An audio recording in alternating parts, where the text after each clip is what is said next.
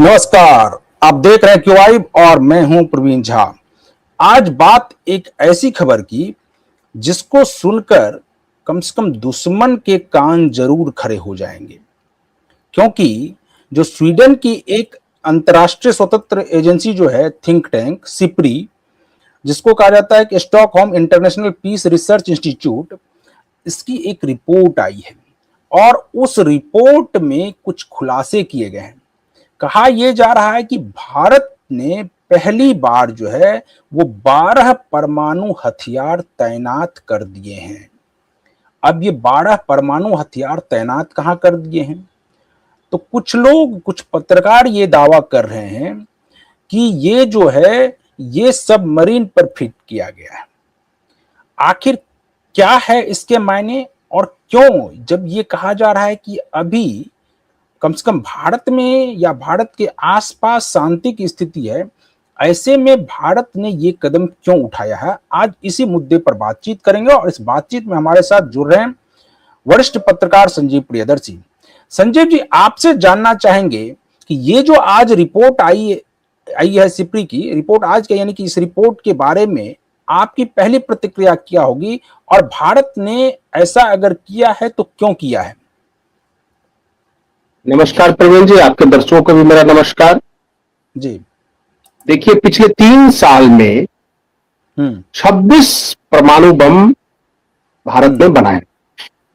बिल्कुल। और पहली बार, क्योंकि देखिए सिप्री की रिपोर्ट सबसे ऑथेंटिक रिपोर्ट मानी जाती है।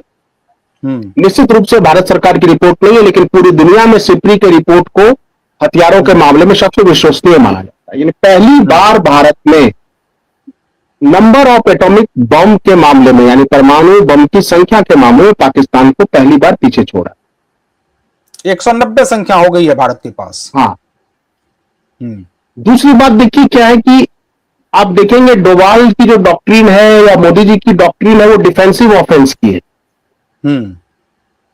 और मानना ही डिफेंस जो है वही सबसे, यानी ऑफेंस जो है वो सबसे बेहतर डिफेंस, यानी आक्रामकता जो है सबसे बेहतर सुरक्षा है। बिल्कुल। पहली बात यह है कि इसका फैसला इसलिए लिया गया क्योंकि चाइना ने ready to hit nuclear bomb तैयार रखे और वो तिब्बत के आसपास उन्होंने तैयार रखा और इसकी संख्या 25 प्लस बताई जाती है। बिल्कुल। दूसरा इसका कारण यह है, आप जब वेपन डिलीवरी करते हैं उसमें गैप ना हो। मान लीजिए हमारा लोग फर्स्ट यूज की पॉलिसी है, लेकिन ये आम लोग नहीं समझते कि न्यूक्लियर बॉम्ब होना अलग बात है और उसको लॉन्च करने के लिए पैड होना अलग बात है और लॉन्चिंग प्रोजेक्टाइल अलग चीज, यानी तीनों अलग चीज। और रखा जाता है अलग अलग ही, बॉम्ब को अलग रखा जाता है और उसको जो वारहेड जिसको कहते हैं और मिसाइल एक अलग है, और दोनों को जब एक साथ लाएंगे तभी फिर उसके जगह से वहां पर से उसको फायर किया जा सकता है, लॉन्च किया जा सकता है। हाँ, तो ये तीनों अलग अलग चीजें हैं। तो एक तो मान लीजिए, मैं बिल्कुल साधारण भाषा में, आम बोलचाल की भाषा में बताने की कोशिश करता हूं कि आपके पास परमाणु बम है, आप पर किसी ने अटैक कर दिया, आप अगले ही क्षण तब आप अटैक कर पाओगे, यानी वार का पलटवार कर पाओगे जब आपके पास रेडी टू हिट परमाणु बम हो। यानी परमाणु बम मिसाइल में असेंबल होकर रहना, और वो ट्राइडेंट, न्यूक्लियर ट्राइडेंट जिसको कहते हैं, कि वो जमीन के भीतर उसका बेस होता है अटैक के लिए, या समुद्र के भीतर हम पनडुब्बी से अटैक करते हैं, या हम फाइटर विमान से अटैक करते हैं। जैसे सुखोई 30 से आप परमाणु बम डिलीवर नहीं कर सकते हो, परमाणु बम युक्त मिसाइल वो आप राफेल से कर सकते हो। इसलिए राफेल को वरीयता दी गई कि राफेल से हम बीजिंग तक अटैक कर सकते हैं।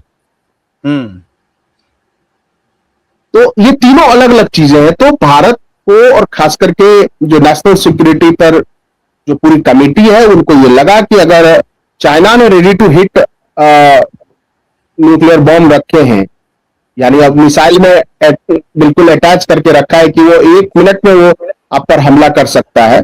पाकिस्तान के पास टैक्टिकल न्यूक्लियर वेपन ज्यादा, टैक्टिकल मतलब छोटे हथियार, छोटे बम, जिसको वो युद्ध के मैदान में इस्तेमाल कर सकता है। यानी अगर आपने 50,000 सैनिक और टैंक लेके आप घुसे उनके इलाके में, तो वो टैक्टिकल वारहेड का इस्तेमाल करेंगे, क्योंकि उनका इलाका बहुत कम है।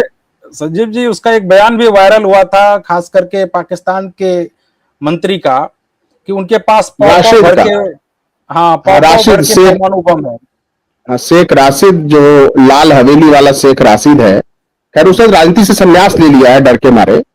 पाव के बम है, मतलब उसकी डॉक्ट्रिन अलग है पाकिस्तान की। तो भारत की डॉक्ट्रिन ये है कि किसी भी हालत में अगर हम पर हमला होता है तो तुरंत जवाब देने की क्षमता हमारी होनी चाहिए। दूसरी बात क्या है कि हमने अपनी पॉलिसी को शिफ्ट किया है इस रूप में कि जिस तरह से आप देखेंगे पाकिस्तान और चीन मिलकर ऑपरेट कर रहे हैं। ऑपरेशन सिंदूर के दौरान हमने देखा कि कैसे पूरा सैटेलाइट लोकेशन सैटेलाइट से उसको मिलता रहा, उस सब चाइना ने मदद किया पाकिस्तान को। दूसरी बात है, 6 सैटेलाइट ऑर्बिट में चाइना ने लॉन्च किया पाकिस्तान के लिए ऑपरेशन सिंदूर के बाद। आप सोचिए, ताकि तो इतना हैंड इन ग्लोव पाकिस्तान और चाइना है। और यहां तक कि जो पाकिस्तान के पास देखिए, जो एक बाइक नहीं बना सका, जो पाकिस्तान में एक कार नहीं बन सकी, उसे न्यूक्लियर बम कैसे बना लिया? वो न्यूक्लियर बम तो उत्तर कोरिया और चाइना के सहयोग से बनाया पाकिस्तान ने। बिल्कुल। और कहा तो यह जाता है कि वो बम लाके उसको दे दिया गया कि तुम टेस्ट कर लो, जो क्वेटा में उसने टेस्ट किया। तो चाइना और पाकिस्तान को हम न्यूक्लियर पॉलिसी के मामले में अलग करके नहीं देखते। हम मान के चलते हैं ये दोनों हैंड इन ग्लोव है, और इस जगह भारत को रेडी टू अटैक होना चाहिए, एग्रेसिव पोस्चर में होना चाहिए। और इसके पीछे आप देखिए, ऑपरेशन सिंदूर से पहले आप देखिए गलवान को हम वो करते, डोकलाम से लेकर गलवान आप कहिए, डोकलाम जो भूटान में ट्राई जंक्शन था, और वहां से यानी पूरा हिमालय में जो ऑफेंसिवनेस थी चाइना की, उसको भी जवाब देना था, उसको भी जवाब देना था। और जो अग्नि 6 का हमने ट्रायल किया है, हम ये दिखा रहे हैं चाइना को कि हम कहीं से भी, भारत के किसी भी कोने से चीन के किसी भी बड़े शहर को हम मार सकते हैं, और परमाणु बम से हम अटैक करते हैं।